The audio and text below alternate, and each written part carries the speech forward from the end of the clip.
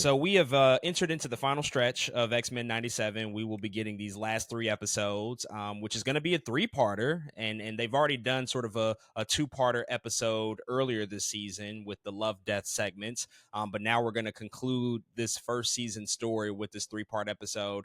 That original X-Men, the animated series, used to do it quite frequently, have these multi-part Mm-hmm. episodes. A lot of animated series have traditionally done those, especially in the 90s with a lot of those cartoons that used to come out. I think that this is the first significant time we've seen one arc take place over the course of this particular show, since it is the first season. But it's definitely wrapping things up and starting to really head towards a conclusion for everything that we've seen this season. So before we dive into all of the specifics and kind of get into the story beats and everything that we can look forward to between this episode and, of course, the last 2 episodes, let's just start off with our general non-spoiler thoughts about this most recent episode of X-Men 97. What did you think about part 1 of Tolerance is Extinction? I think this episode is absolutely tremendous. I enjoyed it from beginning to end. It has so many, I think, subtle surprises and nerdy things and comic-y things in it that I really like, while maintaining, I think, the spirit of what they have built so far this season in X-Men. There's just I really don't have a lot of complaints in this episode, man. Like you said, this is a three-parter, and this feels like a really good setup to what potentially the other two parts could possibly contain. And so I really don't have a lot of notes with this episode. I thoroughly enjoyed it. A ton going on. I really can't wait to get into it. But man, what a good job of being able, I think, to put so much information within an episode, in and have it still be comprehensible, I think. And I think they definitely did a good job of that. My worries still are the implications that some of the surprises come with in this episode, just because I don't know what any of it is supposed to mean. But I think, um, ride the wave and see how it turns out. But I have to raise my eyebrow a little bit, so we'll see what happens there. But overall, man, I still really enjoyed it. And yeah, they're still doing what they need to do. So for this episode of X-Men 97, as we enter into the final stretch, obviously there's a lot of questions and certainly things that have been answered and have been made more clear to us. And after watching this first part of what is going to be a three-parter, I do have to be honest that I left this episode somewhat disappointed just by the setup, because I do think that a lot of this episode is some very heavy exposition, Mm-hmm. and a lot of exposition that comes really late in the season. Of course, it sort of has to be there, just due to the nature of the characters that have been introduced and all of the pieces that are on the chessboard at this particular point, because there are a lot of moving pieces. And I Mm-hmm. commend them for being able to just stuff so much stuff into these episodes on a weekly basis, and for the most part, I think manage everything well. I did find myself this week just thinking like, well, wow, this is a big information dump that we're getting pretty late in the game.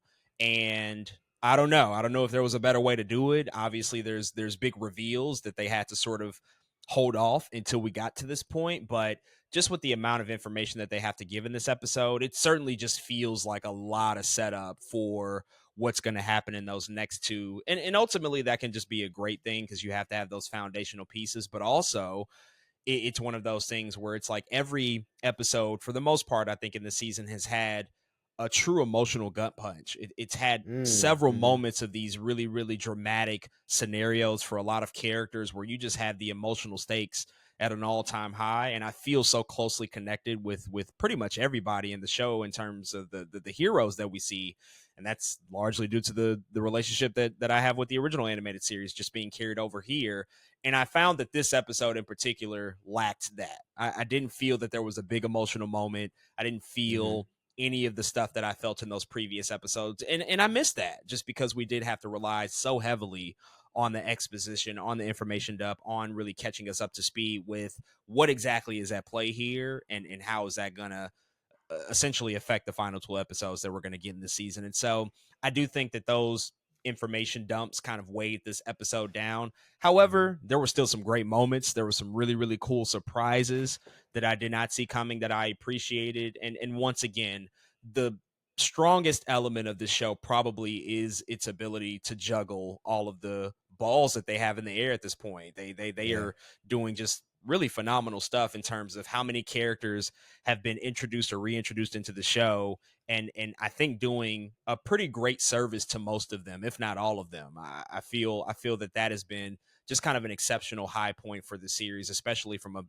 a mythology standpoint and a larger universe standpoint, how they're Hmm. really expanding the scope of the show to affect all corners of this particular universe. And so that stuff is still great. They still just do a great job at that. I just found that, at this point in the season, episode 8, to get such an information dump, it was one of those things where I'm like, I don't know. I don't know if this Hmm. was the best way to go about this. But all that being said, let's dive into this week's episode and talk about the specifics. So if you've not seen the most recent episode or any episode of X-Men 97 up until this point, this is your official spoiler warning. Go watch it and come back and finish out the rest of our conversation. So last week's episode, Bright Eyes, ultimately revealed to us that the real antagonist of this whole show has been really lurking in the shadows for the most part this entire time, although they've not really pointed him out. He's always kind of been there behind the scenes, and that's been Bastion, Hmm. as really the big bad of the season. We thought that it might have been Mr. Sinister. Maybe it was Magneto, even, some questions around him at certain points, but it's really Bastion that's been pulling the strings. And ultimately, that information is now spreading across all of our characters, and they understand really the true threat. And that's not really the only threat. There's so many other things that are also happening, because this week's episode starts off with the fact that the United Nations has revealed that Professor Charles Xavier is alive indeed. And not only that, he was out in space with the Shi'ar. He was living this other life all this time where humanity thought that he was actually dead and gone. And this really kind of incites, I think, a lot of anger out of people. And so protests start to begin right outside of Xavier's school. It just adds on top of all the shit that they're dealing with. On Hmm. top of that, we have Cable, sort of now fully into the fold with the X-Men after we saw him show up in Bright Eyes last week. And he's talking about the Genosha battle and how he's tried to prevent it for some time now, but he's consistently just been pulled back to his own timeline every time he attempts to try to solve that issue and try to combat that threat.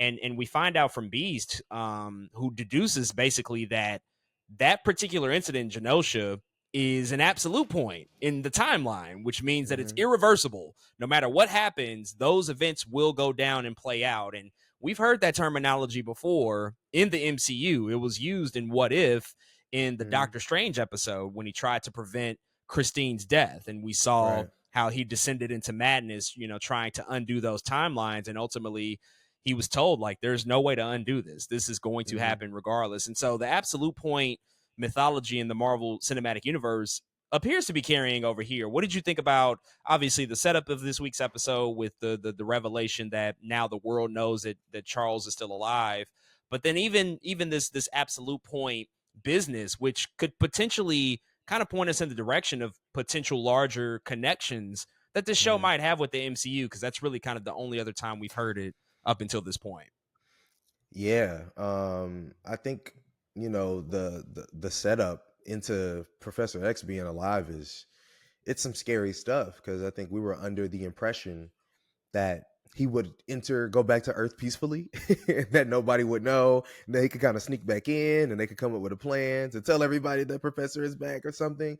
And the UN tells everybody first, was really before a lot of people even know on the ground. And I think it's a scary thing, right? I think it's a really scary thing for the X-Men because now the X-Men look terrible. The X-Men people are going to be like, "Oh, so you were using Professor X's death to move your agenda, to push your agenda." And I think I think that's just going to be very worrisome for the mutants soon to come. I'm wondering if his return is as good as we think it's going to be. At first, again, when we see the episode, we're like, yes, Professor X is coming back. But now, with the riots that strike, knowing that Professor X is back outside of the X Mansion, is it good that Professor X is back? Is he going to cause more harm than he is good? I don't know. I think those are good questions leading into the next couple episodes we'll get after this. So we'll have to see on that front. On the absolute points, uh man, this is crazy, and this is kind of, I don't know if a bomb drop is the right word, but it's very interesting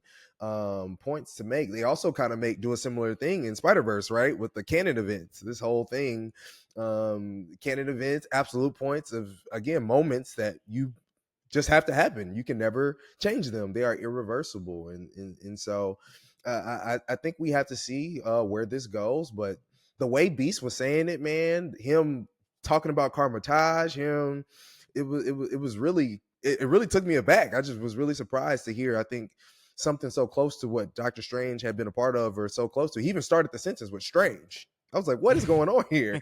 What is this?" He said he was like strange, the mystics of Carmitage, blah blah blah. I was like, what is this? What is this? So I thought that was pretty wild moment. But man, I think it will be interesting with when the greater implications of things begin to show up when it comes to timelines and trees and absolute events and canon events and all of these things. I think I think they are getting into something that is easier to understand now. Now that we have some of those things behind us, now that we have Loki, now that we have shoot. To be honest, again, Spider-Man helped me understand kind of what was happening. I was like, huh, canon event, huh? I get that.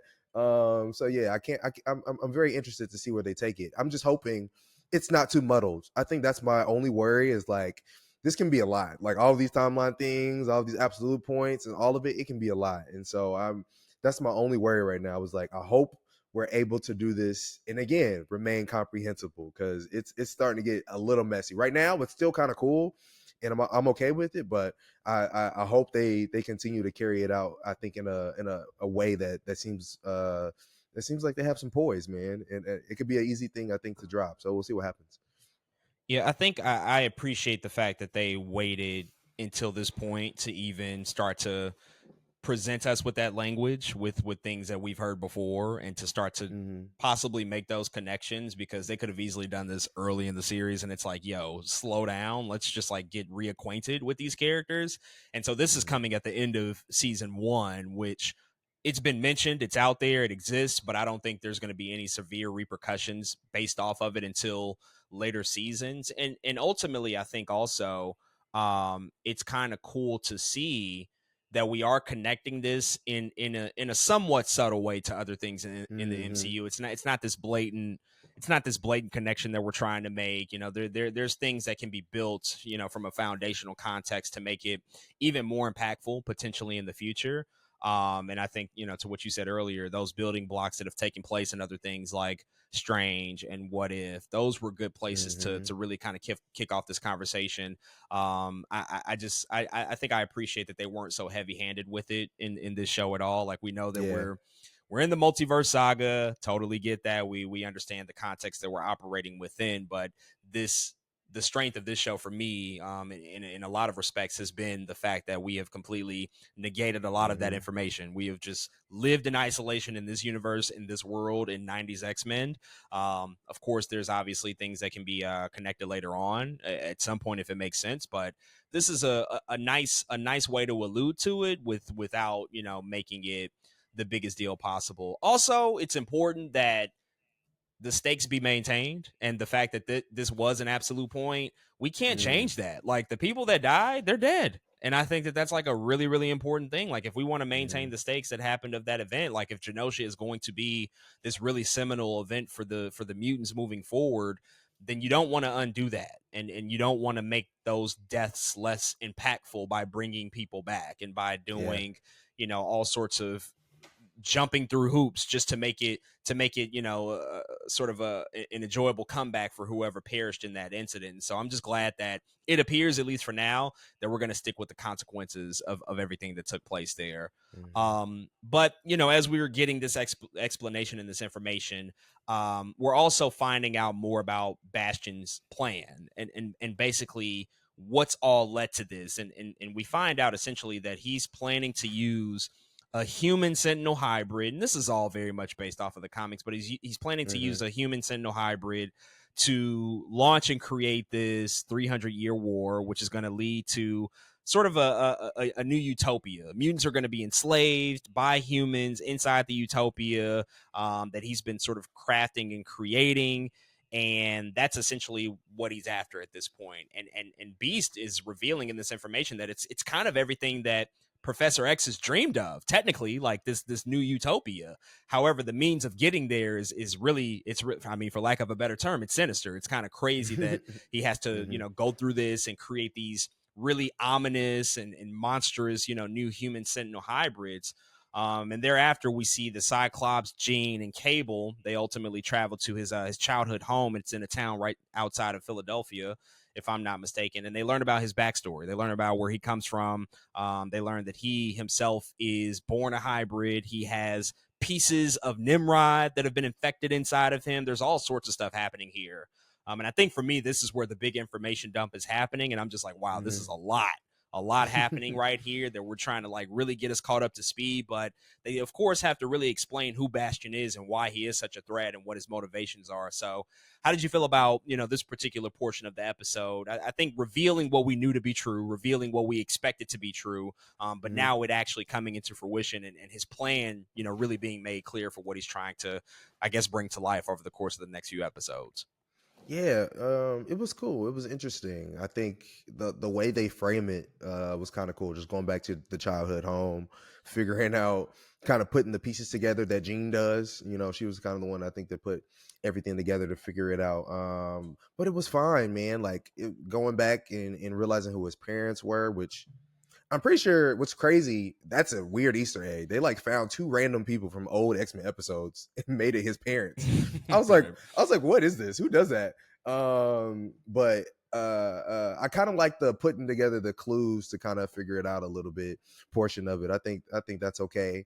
But yeah, man, it was fine. I thought it would be a little more, I think, evil in its inception. Like, even though not saying he was like born from the best conditions, of course not. That wasn't it. I just thought there would be something a little more, like you said, like a better term, sinister inside of him that's like creating all of this. Instead, he does feel like he was just kind of born to do something like this Hmm. versus like something happened to him and he's like, oh no, I have to do this thing. Though that is kind of true. Like they went through like kind of the small bullying and stuff like that. I don't know, I just expected a bigger event to make us go, oh, that's why Bastion is the bad guy. It was kind of just like, Bastion's the bad guy, and I get it, that's cool. But I think that was also one of the things in the source material, was just like, who is this guy, you know what I mean? And I think a lot of our favorite villains always have something a little more interesting to chew on to. Joker's interesting because he doesn't have anything. You know what I'm saying? Like it's just really different. And in Bastion, this guy just feels like, I don't know. I just needed a little bit more for him as a villain, but I think everything was fine. The reveal is fine. Him being the half Nimrod thing is fine. Hey, the Nimrod kind of moving into his father's ear, the janitor, that stuff was kind of Hmm. weird looking.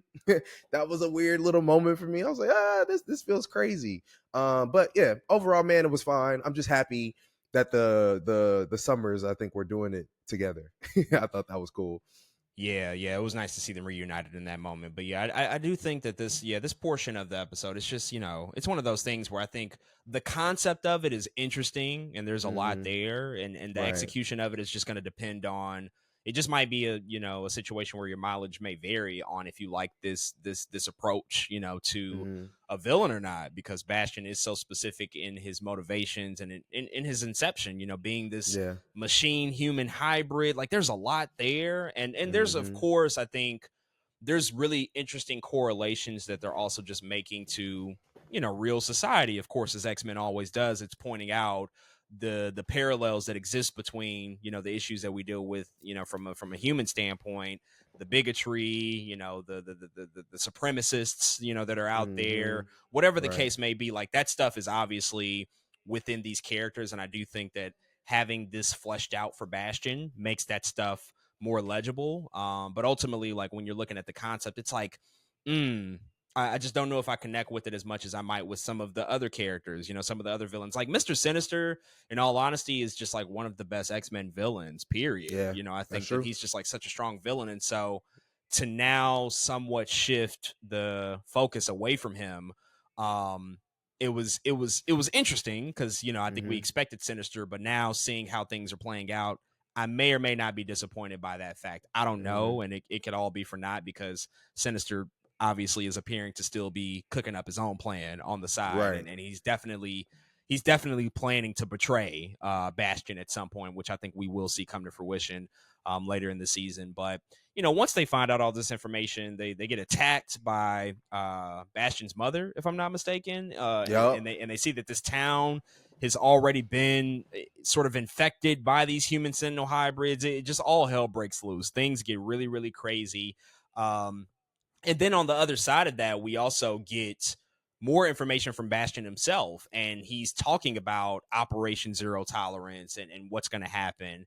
And we get a pretty surprising pair of cameos that are working alongside Bastion to basically bring this plan to life. We get cameos from Doctor Doom and also Baron Zemo. Oh And boy. if you're tracking, this is technically the first appearance of Doctor Doom in the Marvel Cinematic Universe up until this point, because we obviously have not seen him in live action, but he is, of course, making his presence known here in the animated series. Now, it's all on like monitors and TV screens. He's not there in person, but we see that they are working together. They are in cahoots. But I think that even the reactions of Doom and Zemo, especially Doom, they're kind of on the fence about this plan. They're like, I don't really know about this. I'm not. I don't know if I'm on board with this. However, they go along with it anyway. But a lot of stuff cooking up here. A lot that can ultimately play out either in the rest of the 2 episodes this season or in future events, which I think is just going to naturally happen. But I mean, how did you feel just seeing those two villains pop up, knowing that like two of the most prominent villains, especially Doom? I mean, that's a pretty heavy character to drop in to this canon, to this universe at this particular point. I mean, what did you think about just seeing all that take place? Yeah, it was crazy, bro. To be honest, because I even heard because before you see his face, you hear his voice. I said, "There's no way," and then it cuts, and I was like, "That is they really just put Doctor Doom in here. What is this? What is happening? What is going on? Why is he here?" I just thought it was cool to see because, like you said, that's a pretty big I think bomb to drop as MCU fans, all of us have been looking forward to where the hell is Doctor Doom going to fit into all this and come into all of this. And of course, like you said, they don't have to do anything with this information right now, but it's almost like a wink at us like, yeah, he's coming eventually. Like, oh, of course he exists. Of course we know about Doctor Doom. So I just love that I think he was present here. And I love seeing Baron Zemo though too, specifically this version of Baron Zemo, like the 90s cartoon Baron Zemo with the purple. I just thought it was really cool to see, man, because we hadn't necessarily seen him look like this in the MCU. So it was just dope to see that callback. But also, like, what are all these villains doing together? What is this? Is this the Cabal? I hope not. I'm not ready for the Cabal, bro. The Cabal Yo. is this is a scary group. I'm not ready for them. I don't. We don't. We barely. The Illuminati just got worked in Multiverse of Madness. You think they can handle the Cabal right now? We can't. We can't do it. But no, it was just a really cool moment. Again, for people who were looking for stuff like that. So yeah. Yeah, it was unexpected to say the least. I mean, I think you would usually expect something like this to happen in a season finale, where it's like, yeah, there's that Mm-hmm. big mic drop moment at the end of the episode, leave you on a cliffhanger. Stay tuned next year, for season 2. But Right. as they have proven on a weekly basis, they are not gun shy about bringing in other characters into the series at all. It's kind of crazy how much we've seen up until this point already. So much so that like this is not even the last cameo we're going to talk about. We still have to talk about Spider-Man. But we saw Steve Rogers, Captain America, obviously everything with the Shi'ar and the Kree and Ronin popping up, and Mm-hmm. that's not even the full exhaustive list of who we've seen so far. And I just love that they're just like, have fun with it. Have this open toy box. It's also still kind of crazy, and it's becoming slowly more and more of a reality that Marvel Studios and Disney, they nearly have all of their characters back at their disposal, which has just not been the case in this Yep. past 20 years of this comic book film television boom that we've experienced. I mean, for so long we couldn't get things like this just because they did not have the licensing rights to a lot of these characters. They couldn't include them in stuff like this. But now that they have, I think, 90% of the toys in their Mm-hmm. sandbox again, and we're just getting this on a regular frequent basis now, it's still it's an adjustment that I'm not quite used to. Yeah. And it's going to take some time to just be like, wow, yeah, this is happening. We can talk about Doom. We can talk about Galactus whenever he shows up in Silver Surfer, all these Mm-hmm. characters that have just not connected to a lot of the traditional Avengers characters that we've spent so much time with. And of course the X-Men themselves, like that's obviously a whole nother Right. area of the universe. And so it was just really, really, really dope to see. And I'm glad that they just threw that in here. But ultimately, we see again that they're expressing their concern about this whole plan, because he's explaining to them that he's trying to turn these humans into prime sentinels. they're not really with it, but they go with it anyway. And then ultimately, Prime Sentinels around the world get activated, and they start attacking mutants. And we see this huge, full-fledged attack on Xavier's school, and we get a big action set piece at the end of the episode, which is amazing. We see Wolverine in action, we see Yeah, Nightcrawler in action. I mean, they're just going yeah. crazy. I mean, let's just talk about that, like, because that was like really kind of the big action moment of the episode. They just spent a lot of moments sort of setting up, the larger threat at play, of course, the motivations of Bastion and what he's trying to achieve here. But finally, just like getting back to, some real, just like, we're going to kick some ass. We're going to just see Wolverine unleash and just go crazy. We're going to see Nightcrawler use his stancing, sort of abilities and Hmm. be an expert at that. What did you just, think about that whole sequence and how it played out? Man, it started cracking. I think it technically started with Jubilee and Roberto, if I'm not mistaken. Yeah. They're at the party. He pulls up on his mom. His mom is like, "Oh my God, why are you here?" All of a sudden, everybody knows he's a mutant because the Sentinels pull up on him. I think is what happens. He's like, "Save us, save us!" So I think that's crazy. Also, Jubilee in this black outfit is fire to me. I was like, "Dang, this is a really nice outfit." She kind of killing this outfit. But it was crazy to see like how they deal with it. How now Beast has to deal with it in a different spot. The Summers are dealing with a different spot, and then you get the epicness of Wolverine and Nightcrawler. Oh my God, I loved every bit of it. I can't lie to you, man. Wolverine pulls up. He said, "I got 6 reasons, counting each claw." And then Nightcrawler's like, "Well, I got 3 of my own," and pulls out 3 swords. What are we doing? This is the Nightcrawler that I love, that I was looking for. Oh my God, I was having such a good time watching this entire sequence. This is like just a bit of the action that I know I wanted, and they were giving it to me, man. Wolverine is in the air, slicing through Sentinels with his half of his shirt ripped off. I was just like, this is really amazing, bro. I was really having a good time. I think this TV show has just a good ability for animation and action. Like what they're doing, the depth, the colors, it's all just looks so good every time, man. So I was having a blast. My inner child was happy with the with the whole fight sequence. It was really going down. And again, these Sentinels are hella scary. They're just like humans, bro, but like not. You know what I mean? Like they can really be anybody, which again, which was crazy about Beast, because the old girl turns into one right in front of him. I was like, oh my God, everybody could be a Sentinel. So it was just really cool, man. I liked it.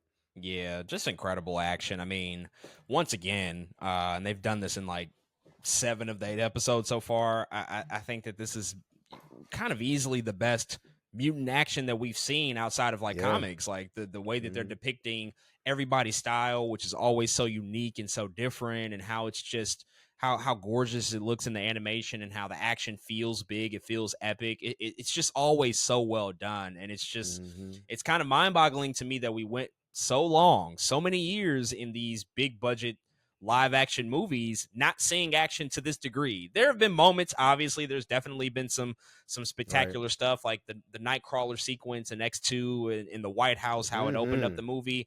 For Wow. that time when it came out, it was like, yo, I've never seen nothing like this. This is Mm-hmm. crazy. And they've had a few moments since then that have been similar. But when you see, I think the teamwork, which we've kind of talked about a lot as well, like how they can Mm-hmm. unite together, Nightcrawler and Absolutely. Wolverine at this point working together in tandem, and then opposite of that, like you said, Jean and Cyclops, and then Mm-hmm. Jubilee and Roberto, like having all of these Mm-hmm. pairings just work together. It's just a really cool way to illustrate the teamwork and the chemistry that exists between a lot of these characters. And so I thought all of that stuff was just really realized in a really dope way. Another major event happens, shortly after all of this action unfolds. Basically, Dr. Cooper, who's been working with Mr. Sinister and Bastion, she also is like, I don't really fuck with this at all. I'm kind of changing my perspective on all of this. I'm not really here for the shit, especially after Mr. Sinister reveals like he's going to betray him at some point. He's not going to keep Mm-hmm. going down the same path as Bastion. And so she ultimately has a change of heart and she gives this big speech and she frees Magneto, who's been imprisoned by Bastion this entire time ever since the attack on Genosha. And when she does this, he goes into the sky and he uses his power to create this really powerful, strong electromagnetic pulse that eventually it deactivates all of the Prime Sentinels all across the world. And by doing this, this has kind of launched a war, seemingly between the mutants, Magneto, and Bastion, and also one of the things that she says that's really important at the end of her speech before she frees Magneto, she says Magneto was right. She gives this whole thing, and she recalls the attack in Genosha, and the one thing that consistently popped in the back of her mind as everything was unfolding was the idea that Magneto was right. And I thought that this was like probably the best part of the episode, just because Mm-hmm. of the thematic stuff that we've been following this whole season. Yeah. Obviously, the different ideologies between Magneto and Xavier and how they're Mm-hmm. unfolding. How did you feel Mm-hmm. about just seeing that, knowing that, of course, Magneto has done something that's going to have these very, very severe repercussions with the Prime Sentinels, but even just like going deeper than that, knowing that at the end of the day, the X-Men comes back down to how they exist in the world, their coexistence with Mm-hmm. humans, and ultimately how that starts to take shape in these major events that happen throughout the course of their stories. Yeah, I mean, even the title of this 3-part arc is Magneto ideology, right? Tolerance is extinction. That's been his whole thing the entire time, and it's what also was interesting. What Val Cooper said, where she was just saying how like events like Genosha is nothing but deja vu for people that are oppressed. It happens way too often, and it actually got me thinking about when we were talking about last episode with Rogue. Rogue is now in a moment of I'm tired of all doing the same shit over and over and getting the same results, right? That's insanity. It's time to switch some shit up. It's time for revolution. And I think that's what Val is kind of understanding now what Magneto was talking about. Like, this it? Is this going to be repeated over and over and over until we do something different? Like, what's the different thing coming out of this? And so I think that all these ideologies are so interesting. Again, when it does come to revolution, when it does come to doing something different, in changing the look of things, because in a lot of ways, if something does come down to time travel, it's funny because that's what Cable in some ways is trying to do. He's trying to change something that keeps happening over and over, and maybe it just can't be done. You know, Mm-hmm. you know what I'm saying? And so it's crazy, man. I really love the way that they're doing this. Magneto's really cool, man. He really went to the North Pole to use the Earth's magnetism. I'm sorry, bro, they are getting into some nerdy shit in this show. First, we got Storm with like the glass tornado. That's some Yeah. nerdy shit, bro. That is some science happening there. This is also science. Magneto goes to the North Pole to use the Earth's magnetism at his disposal in order to deactivate. You send an EMP throughout the world to deactivate these Sentinels. What are we doing? Who they got a science? They got some scientists on deck, bro. They And he do. Because like who thought of? he immediately knew to do that too. Like it took no time for him to get there. That's like pushing the red button for him. Like, okay, shit's going Yeah, down. I gotta go to the North Pole instantly. he really pressed the red button, bro. It's really funny. They really freed that man. It's crazy. They gotta stop, man. Low key, Magneto moving like Kendrick, bro. I'm sorry, it's crazy. Uh, it's nuts out here. Nah, but it's a really cool, I think, thing that they're playing with. Really good ideologies, and I think really good writing. Yeah, no, absolutely. We talked about this last week. I remember, in speaking a lot about the Genosha stuff and how, you pointed this out, Bo DeMayo saying that, that particular story beat in the episode was largely influenced by what happened at the Pulse nightclub incident back in Yeah. 2016, which was a club that he frequented himself. He has a personal Mm-hmm. connection to it. And so obviously when these big moments happen in public consciousness, when we see stuff like this, I guess there's a collective trauma that we all experience. It's like, yo, what the hell? We're still dealing with Mm-hmm. this. People are still dying. People are still suffering at the hands of hateful people, at the hands of hurtful and harmful people. And so when you have that really, really strong feeling of this collective trauma, that's almost, I mean, I don't even know how to say it. It's just one of those things where it just pisses a lot of people off at the end of the day. It Yeah. pisses a lot of people off. Mm-hmm. People get angry. As you pointed out, Rogue is just like, I'm tired of this shit. Like how much longer are we willing to put up with what has been done to us, the oppressed people? Right. And when are we going to actually start to take action, especially considering that we are technically the superior species? Like we can Mm-hmm. do more than the humans can. We've only been tolerant to be nice. Like we're just playing the game at this Exactly. point, but like y'all have not been nice to us ever. And that it just once again it goes back to those dueling ideologies between Magneto and Xavier that's always existed amongst those two characters. And so that's why even in this moment Magneto rising in the fashion that he does, while we also see Xavier descending to Earth and crashing back to Earth after being gone for so long. Obviously, there's no accident there because of just the parallels that exist between those two characters. But then, of Mm-hmm. course, I think, again, Magneto kind of going back to the core of who he is. We saw him trying at Yeah. the beginning of the season. We saw him making all of that effort to think a little bit differently, to try to be more understanding, to try to go into a different place and maybe side and take the approach of Xavier a little bit more. But we see that absence that's been there from Charles all this time, it's had a profound impact on everything. And so it's kind of crazy how they were able to just loop this thematic sort of thread back around in this way. I thought that was really, really impressive. But speaking of that, we do see Charles come back to Earth, and at the same time, with the electromagnetic pulse that is spreading throughout the entire Earth, Spider-Man pops up, which they finally make that connection to Spider-Man, the animated series, reconnecting that because he did indeed show up in X-Men the animated series. There were a couple of crossover episodes that happened. Mm-hmm. Matter of fact, before we talk about Xavier, what did you think about that? Because like that was another cameo on top of what we already saw, minutes before that with Zemo and Doctor Doom, and just considering the larger context that this is all taking place. Now we have, we've gotten Peter Parker here as well, and so we see that I guess he's going to play some sort of role maybe in the final two episodes. Hey, bro, Spider-Man is everywhere. Oh my God, it's it's crazy. kind of crazy if you think about how much Spider-Man is in like our gaze right now. We just had off-brand Spider-Man and Invincible. We got we got Spider-Man here. It was something else I just seen too. I forgot what it was, but this dude is really, I mean, it's kind of nuts how much Spider-Man we're getting just in the world. Spider-Man's back in theaters. Yeah, he's inescapable at this point. It's just it's consistent. 52 weeks a year we're getting Spider-Man stuff. No, it is absolutely insane. I think it was just a love letter though, seeing Spider-Man, that 90s series. Maybe they're thinking about fully revitalizing and giving us a full Spider-Man animated series. Spider-Man 98 maybe on the way. Spider-Man 98. Hey, I'll take it.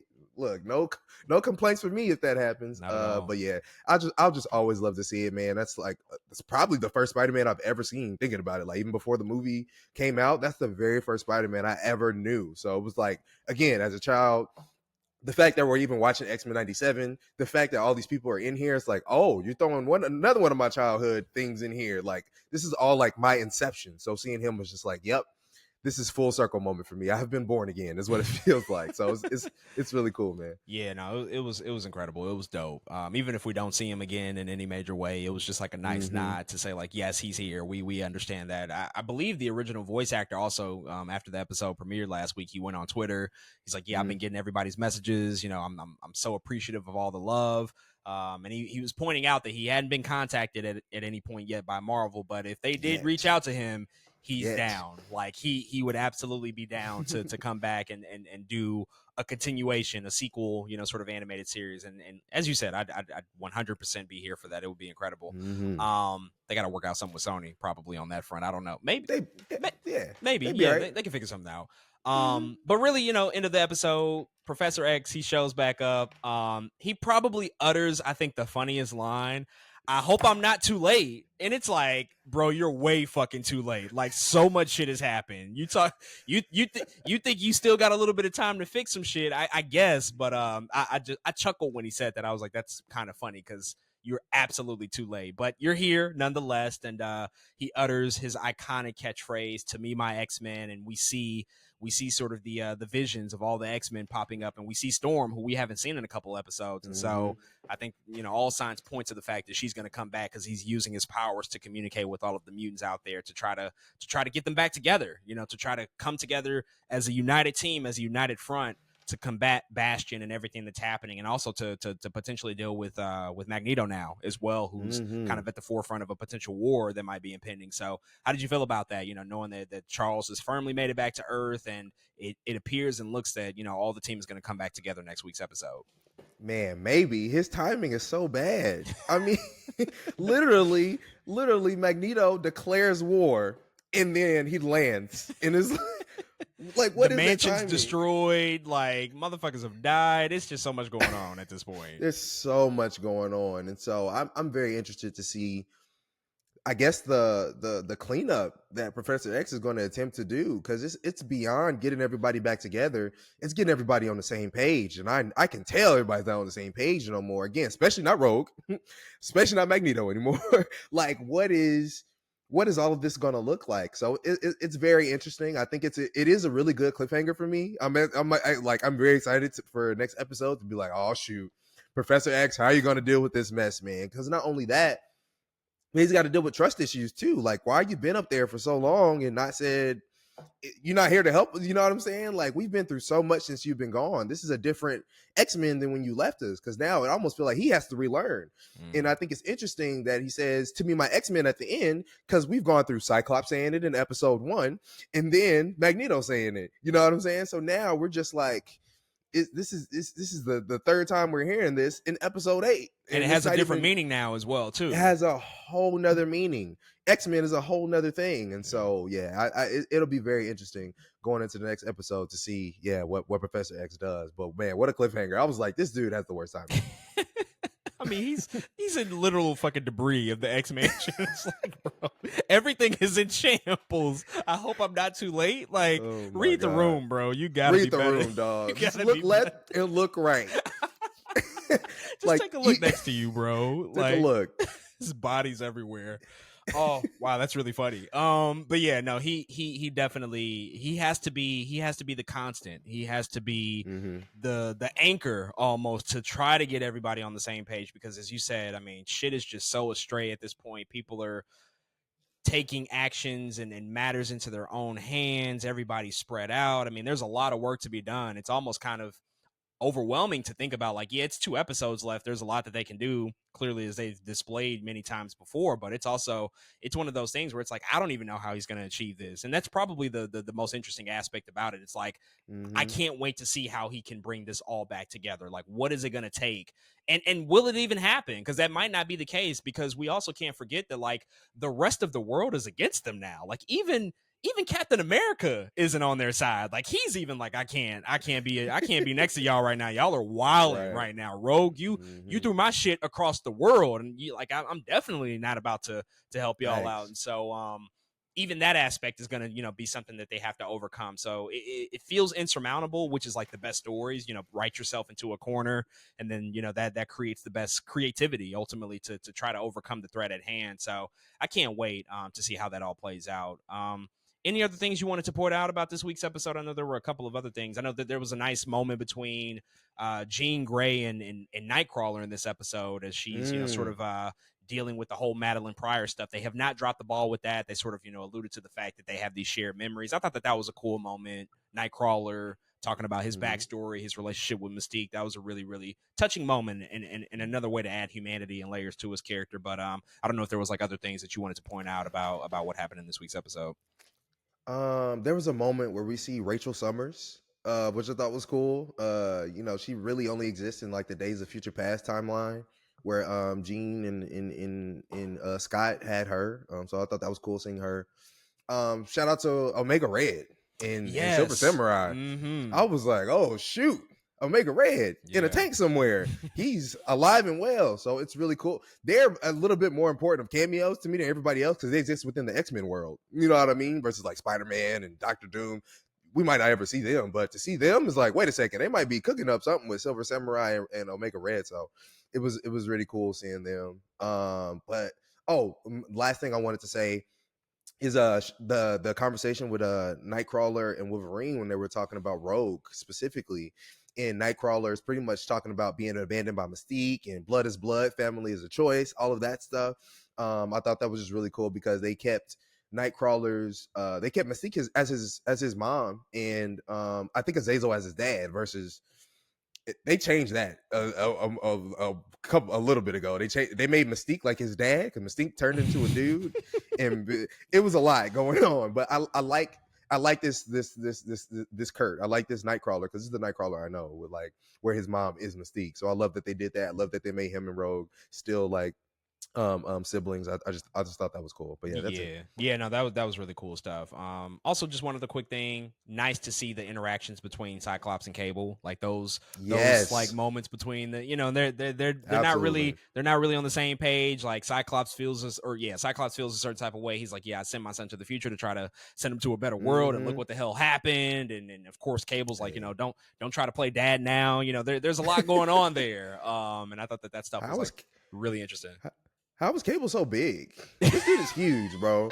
Is it the future? Does the future do that to people? Because Bishop is big too. Yeah, he is. Yeah, they both are abnormally large men. They both are large, bro. Because Yeah, Cyclops is a big dude, yeah, and that's Cable's true. like, He's swole. He's real swole. So I'm like, what is this? it must be the tech. It must be some advanced stuff going on. I don't know, but yeah, they've been hitting the gym at least, for 5 times, 6 times a Facts, week. So yeah, they facts. definitely look crazy. But it'll be a very, very interesting second part come this week when that episode's come out. But folks, with all of that said, those are all of our thoughts on the latest episode of X-Men 97. If you've checked out part one, Tolerance is Extinction, definitely hit us up and let us know what you think.